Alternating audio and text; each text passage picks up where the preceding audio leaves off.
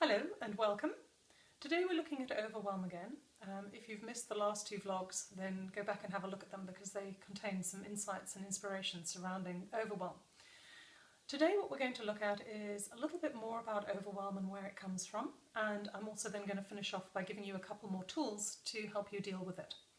So in the previous vlogs we've looked at how Overwhelm comes from expectations of others and society, and how to use pen and paper, strangely. I know it seems like an archaic method, to capture what's in our head and take it out. If you've seen Harry Potter and Dumbledore in one of the movies, he has a pensieve, which is basically a dish with some sort of liquid in it, and he uses his wand to pull the threads of thought out of his head and trap them in the pensieve. And so when we're writing our thoughts down on a piece of paper, it's very much like that. We're trapping those thoughts on the piece of paper. So instead of them disturbing you and irritating you in your head, you are able to manage them and start working through them and organising them. So before we go into something else on how to sort of deal with overwhelm, I'm just going to give you a few more insights into it. So one of the other types of overwhelm is very much in the sort of corporate sort of business world. Not just corporate business, it can be from entrepreneurial life as well, where there's just so much to get done. And the pressures are intense because you've got targets to meet, you've got performance reviews, there's people watching you all the time, and what you do and how you do it and whatever else is so incredibly important. The other types of overwhelm are just really day to day. There's so much, so many things to try and remember to do that, outside of work, family life and all of that, as well as emotional overwhelm. And this particular type of overwhelm I'm actually going to dedicate a vlog to next week. And emotional overwhelm comes from loss and from grieving and from depression and many other types of things. And it can affect anyone at any time in their life, and it can be really debilitating. So next week I'm going to speak a little bit into that. And what I'd like to share with you today is a tool that I use with a lot of my corporate clients. And it's actually from Stephen R. Covey, and it's called the quadrants. So he's designed this thing where there's 4 quadrants, strangely being a quad. The first one is urgent. Urgent and important. Now your urgent and important stuff are your crisis.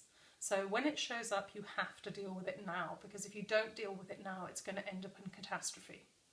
The next quadrant we're going to look at is not urgent, but important. Now this quadrant is where we should be focusing most of our time. This quadrant is the most important part of your life. And if you don't look after this quadrant, then you'll find that you end up overwhelmed and in urgent and important. Now, what you should have in this quadrant are things that you most likely don't think you should, or that you don't see as that important. Or maybe you do. They're things like your own health, your own fitness, making sure that you have time downtime to clear and regenerate and rejuvenate. And that does not mean watching TV. TV is very much just a numbing mechanism. It helps you switch off, but it numbs you. You're not dealing with anything. You're not actually invigorating and giving back to yourself. So in this quadrant, it's that, and it's also to do the things that are important for you to do for your job. And we're specifically looking at jobs, but it could be anything. If you've got an entrepreneurial business, it's the things that need to be done to get the business where you want to get it.